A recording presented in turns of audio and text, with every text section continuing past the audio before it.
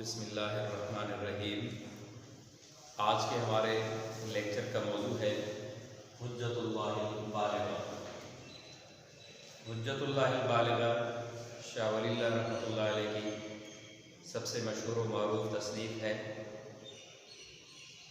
حجت اللہ البالغہ کے بارے میں آج ہم 4 چیزوں کو بیان کریں گے۔ ایک وجہ تسمیہ، دوسرا موضوع کتاب، اور تیسرا ضرورت تصنیف، اور چوتھا کتاب کے بارے میں۔ تو حجت اللہ البالغہ یہ نام قرآن پاک کی ایک آیت سورۃ الانعام کی آیت نمبر 149 سے لیا گیا ہے، جس میں اللہ پاک فرماتے ہیں قل فللہ الحجۃ البالغہ۔ در حقیقت یہ اللہ پاک نے مشرکین کے بارے میں فرمایا تھا کہ جو تم لوگ دلائل پیش کرتے ہو، جو حجت پیش کرتے ہو، وہ در حقیقت میں حجت نہیں ہے۔ ان یتبعون الا الظن، تمہاری جو دلیلیں ہیں وہ تمہارا گمان ہے، ظن ہے۔ اصل اور کامل جو حجت ہے وہ اللہ تعالیٰ کے لیے ہی، اللہ تعالیٰ کی ہی ہے۔ قل فللہ الحجۃ البالغہ، کہ پیغمبر آپ کہہ دیجئے کہ اللہ تعالیٰ کی ہی حجت دلیل کامل ہے، پوری ہے۔ تو اس آیت سے شاہ صاحب نے اپنی اس کتاب حجت اللہ البالغہ کا نام رکھا ہے۔ اردو میں اس کا ترجمہ ہوا کامل برہان الہی، اللہ پاک کی کامل حجت یا کامل دلیل۔ اس کتاب کا موضوع احکام شرعیہ کے اسرار و رموز ہیں، اور ان کی مصلحتیں ہیں اور ان کی حکمتیں ہیں۔ یعنی یوں کہہ لیں کہ اس کتاب کا موضوع علم اسرار الدین ہے۔ علم اسرار الدین اس کتاب کا موضوع ہے۔ اب اسرار الدین، علم اسرار الدین، یا اس کو آپ اردو میں کہہ سکتے ہیں فن حکمت شرعیہ، اس کتاب کا موضوع ہے۔ اب علم اسرار الدین کسے کہا جاتا ہے؟ علم اسرار الدین کی عربی میں تعریف ہے ہوا علم یبحث فیہ عن حکم الاحکام ولمیاتها وخواص اسرار الاحکام ونکاتها۔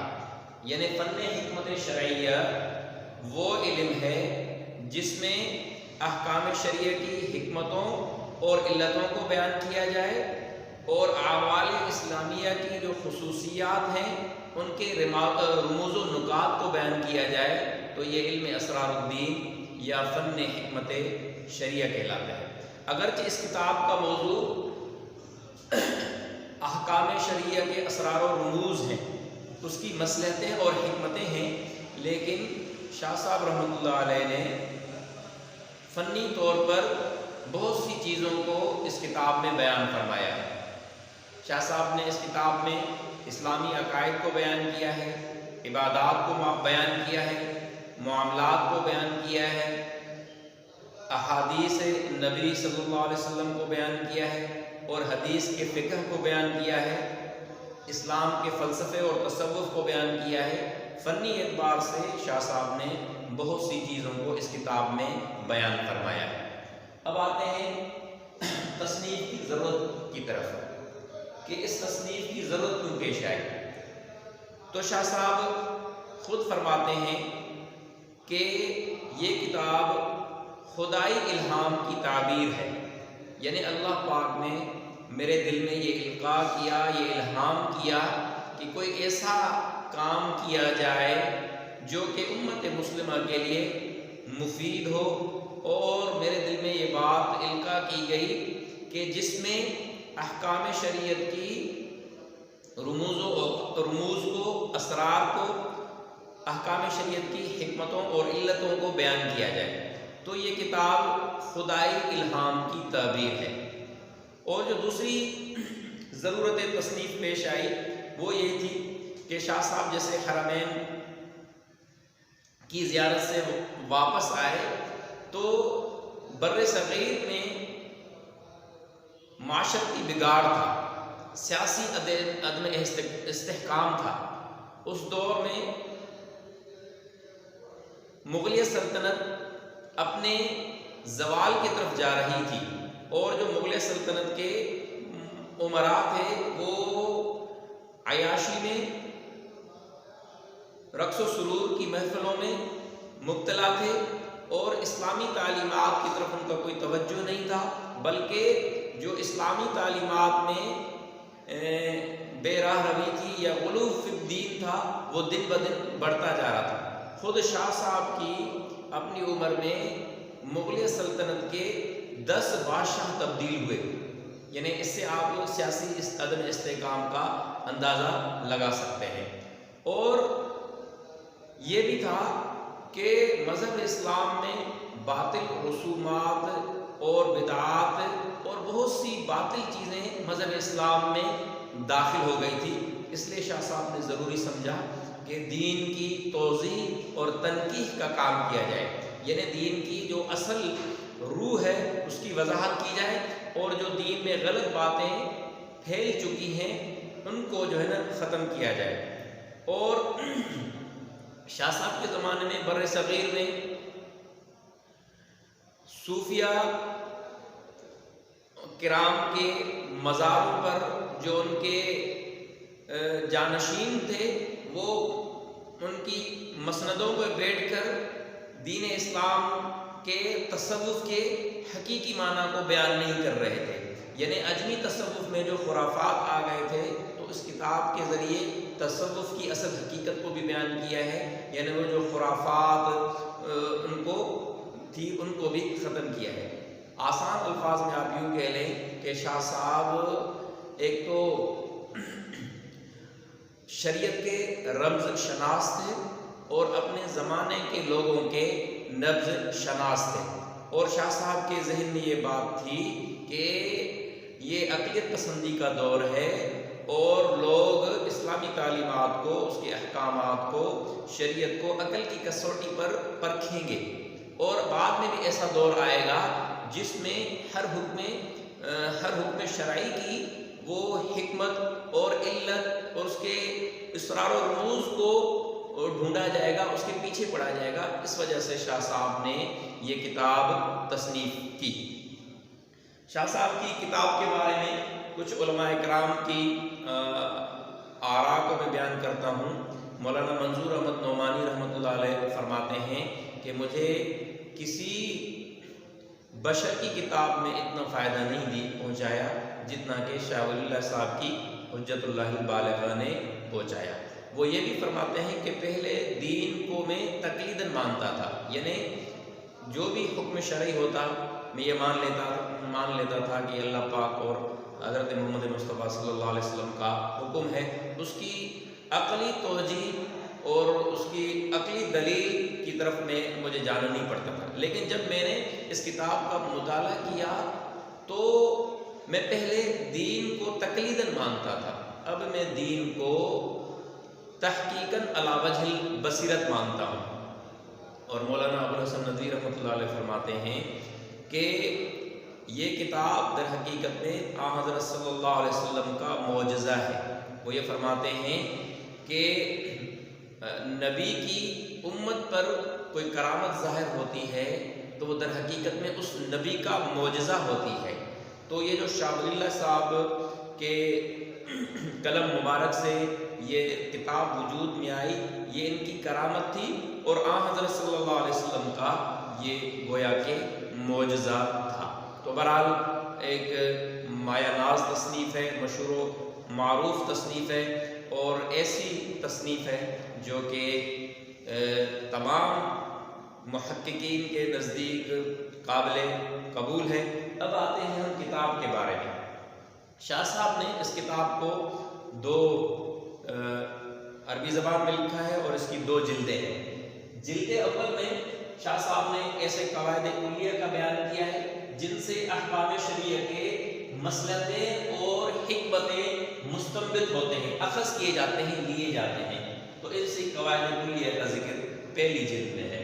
تو اس جلد میں شاہ صاحب نے 7 مباحث کو بیان کیا گیا ہے، 7 مباحث کو بیان کیا ہے، اور ہر بحث میں بہت سے ابواب قائم کیے ہیں۔ تو مبحث اول جو ہے وہ ہے تکلیف شرعی اور جزا سزا دینے کے بیان میں۔ یعنی انسان کو کیوں مکلف بنایا گیا ہے؟ ظاہر سی بات ہے جب دنیا کا کوئی بھی نظام بنایا جائے گا، کوئی بھی نظام حیات بنایا جائے گا یا کوئی بھی معاشرہ تشکیل دیا جائے گا تو اس میں انسان قانون کا پابند ہوگا، انسان مکلف ہوگا۔ تو سب سے پہلے یہ بنیادی چیز تھی کہ شاہ صاحب نے یہ بیان کیا ہے کہ انسان کو مکلف یا انسان کو پابند کیوں بنایا گیا ہے اور وہ سزا اور جزا کا کیوں جو ہے نا مستحق ٹھہرتا ہے۔ تو پہلی بنیادی بات یہ بیان کیا کہ انسان مکلف کیوں ہے۔ دوسری جو ہے، جب انسان مکلف ہے تو ظاہر سی بات ہے انسان کے تمام اعمال کا نتیجہ اس دنیا کی زندگی میں ظاہر نہیں ہوتا، تو ایک بعد کی زندگی ہے، موت کی بعد کی زندگی، جس کو آخرت کی زندگی کہا جاتا ہے، تو اس میں جو جزا اور سزا ہے اس کا بیان کیا ہے۔ تیسری جو مبحث ہے، مبحث صوم ہے، اس میں ارتفاقات کی بحث کی ہے۔ ارتفاق یہ شاہ ولی اللہ کی ایک اصطلاح ہے۔ ویسے ارتفاق کی لفظی معنی ہے نفع اٹھانا، فائدہ اٹھانا، یا ارتفاع کی ایک دوسری معنی بھی آتی ہے کہ مل کر رہنا۔ تو اس سے مراد شاہ صاحب کی ہے زندگی، آسان زندگی گزارنے کی تدبیریں، اس کو تدابیر نافعہ بھی کہا جا سکتا ہے، یعنی انسان آسائش کے ساتھ، آرام کے ساتھ کس طرح کی زندگی گزارے۔ تو اس میں شاہ صاحب نے ارتفاقات کی بحث کو بیان کیا ہے۔ شاہ صاحب نے 4 ارتفاقات بیان کیے ہیں، یعنی کہ انسانی سماج میں یا سوشولوجی میں جو انسان کے جو ارتفاقات ہیں تو وہ آسائش سے کس طرح زندگی گزارے، اس کے لیے کیا تدبیر اپنائے، وہ 4 ہیں۔ اس کے بعد پھر چوتھی مبحث میں شاہ صاحب نے سعادت کے بیان میں کی ہے کہ انسان کس طرح سعادت حاصل کر سکتا ہے۔ تو اس کے لیے شاہ صاحب نے 4 اخلاق فاضلہ بیان کیے ہیں، یعنی اگر انسان ان 4 اخلاق کو اپنے اندر اپنائے گا، اختیار کرے گا تو انسان حقیقی معنی میں سعادت حاصل کرے گا۔ وہ 4 اخلاق یہ ہیں۔ سب سے پہلے ہے طہارت، کہ انسان کے جسم اور روح، ظاہر اور باطن دونوں طرح سے اس میں طہارت ہو، وہ تزکیہ نفس کرے، اپنے باطن کو اپنے ظاہر دونوں کو یعنی کہ پاک رکھے، یہ طہارت کا بیان کیا ہے۔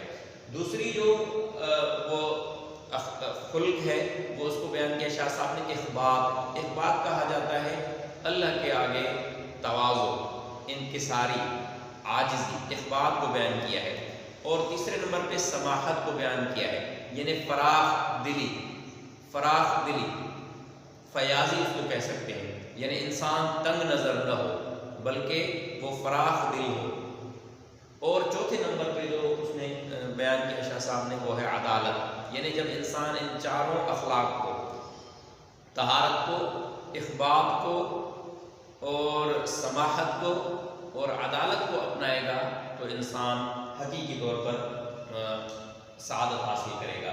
اس کے بعد پھر نیکی بدی کی حقیقت کو بیان کیا ہے، البر والاسم کو بیان کیا ہے۔ اس کے بعد سیاست ملیہ کو بیان کیا ہے۔ یہاں ملیہ سے مراد ویسے دین اسلام، یعنی اسلام کی سیاست کو بیان کیا ہے۔ سیاست کی لفظی معنی ہے سنوارنا، بہتر بنانا، مزین کرنا، اس کو سیاست ملیہ۔ یہاں ملت سے دین اسلام مراد ہے۔ ویسے ملت کہا جاتا ہے مذہب اور شریعت کو۔ تو سیاست ملیہ میں یہ بتایا ہے کہ جو ہمارے رہنما ہوتے ہیں، جو ہمارے خلیفے ہوتے ہیں، وہ کن صفات کے حامل ہونے چاہیے اور وہ کس طرح سے ایک نظام حکومت قائم کریں گے، تو اس کو بیان کیا ہے۔ جو 7ویں مبحث ہے، جلد اول کی آخری مبحث ہے، اس میں احادیث نبی صلی اللہ علیہ وسلم سے احکام شرعیہ مستنبط کرنے کا طریقہ بتایا ہے کہ احادیث سے کس طرح حکم شرعی کو اخذ کیا جائے گا، کس طرح اسے مستنبط کیا جائے گا۔ یہ تو جلد اول تھی۔ اب آتے ہیں جلد دوم کی طرف۔ اس جلد میں شاہ صاحب نے ابحاث قائم نہیں کیے، مباحث قائم نہیں کیے، بلکہ اس جلد میں شاہ صاحب نے متفرق جو ہے ابواب قائم کیے۔ اب اس جلد میں جو بنیادی طور پر بیان کیا ہے وہ آمدہ صلی اللہ علیہ وسلم سے جو احادیث وارد ہوئی ہیں ان کے اسرار اور ان کے اسرار اور حکم کو بیان کیا ہے، حکمتوں کو بیان کیا ہے۔ تو اس میں شاہ صاحب نے ابواب بیان کیے ہیں۔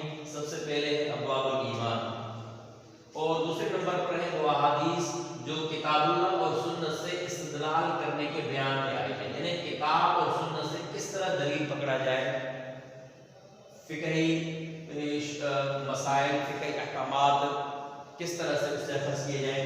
تیسرے نمبر پہ ابواب طہارت بیان کیا ہے، اور اس کے بعد ابواب نماز بیان کیا ہے، زکوٰۃ کا بیان کیا ہے، روزوں کا بیان کیا ہے، اور ان کے اسرار بیان کیے ہیں کہ طہارت کی کیا حکمتیں ہیں، اس کے اسرار کیا ہیں، نماز کی کیا اسرار ہیں، اسرار نماز کیا ہیں، اسرار زکوٰۃ کیا ہیں، اسرار صوم کیا ہے، پھر اسرار حج بیان کیے ہیں کہ حج کی کیا حکمتیں ہیں، اس میں اللہ پاک نے کیا راز رکھے ہیں اور کون سے رموز رکھے ہیں۔ اس کے بعد پھر احسان کو بیان کیا ہے، یعنی اس احسان والے باب میں تصوف کو بیان کیا ہے، تصوف کی حقیقت کو بیان کیا ہے۔ پھر اس کے بعد میں شہری اور ملکی سیاست کو بیان کیا ہے، شہری اور ملکی سیاست کو بیان کیا ہے کہ شہری اور ملکی سیاست کے کیا اصول ہونے چاہیے، اور ہمارے جو رہنما ہیں وہ کون سے اصولوں کے پابند ہونے چاہیے۔ آخر میں پھر ابواب متفرقہ کو بیان کیا، مختلف ابواب کو شاہ صاحب نے بیان کیا ہے۔ تو یہ ایک کتاب حجت اللہ البالغہ کا خلاصہ تھا، جو کہ شاہ صاحب رحمۃ اللہ علیہ کی سب سے جو ہے نا مشہور کتاب ہے۔ جزاک اللہ۔